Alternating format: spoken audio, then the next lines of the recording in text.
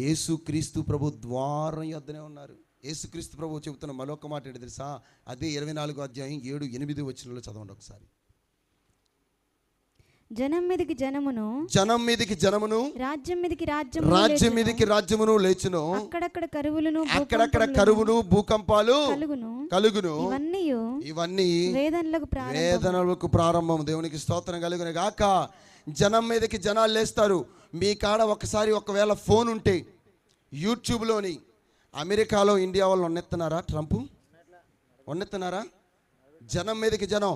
మా అమెరికన్స్ మేమే ఉద్యోగం చేసుకోవాలి, మీరుండేదేంట్రా?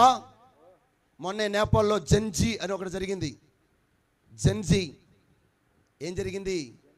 జనరేషన్ జెడ్ అంటే ఆ చివరి జనరేషన్ అన్నట్టు. అంతే కదా? అంతే కదా? తప్పేమని చెబుతున్నా కొద్దిగా. అంతే కదా? జెన్జీ వాళ్ళు ఎందుకో తెలుసా? ఇంటర్నెట్లోనట కొన్ని యాప్స్ డిలీట్ చేశారట ఆ గవర్నమెంట్ వాళ్ళు.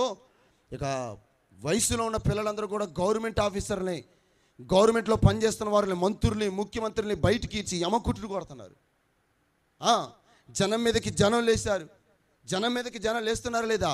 అమెరికాలో ఇండియా వాళ్ళు ఉండే పరిస్థితి లేదు. మొన్న ఆస్ట్రేలియాలో కూడా ఇండియా వాళ్ళు వెళ్ళిపోవాలని చెప్పి ఆస్ట్రేలియన్స్ అందరూ కూడా బయటకు వచ్చేసారు రోడ్ల మీదకి. జనం మీదకి జనం లేస్తున్నారు.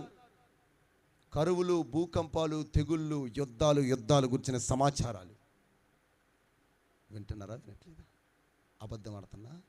24:7-8 మీరు రాసుకున్నారు కదా, రాసుకుని ఇంటికి చదువుకోండి. నేను అంటుంది ఏంటంటే, యేసయ్య ద్వారం దగ్గర ఇంకా సిద్ధపడకపోయినానుకో, ఇంకా మన పాపాలు మనం ఒప్పుకోపోయినానుకో, ఇంకా మనం విడిచిపెట్టకపోయినానుకో, అనుకోనని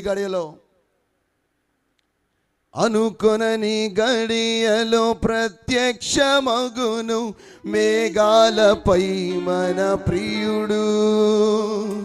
ఓపిక కలిగి ఆత్మఫలములు ఫలించెదము ప్రభు కొరకే. అనుకొనని గడియలో ప్రత్యక్షమగును మేఘాలపై మన ప్రియుడు. ఓపిక కలిగి ఆత్మఫలములు ఫలించెదము ప్రభు కొరకే.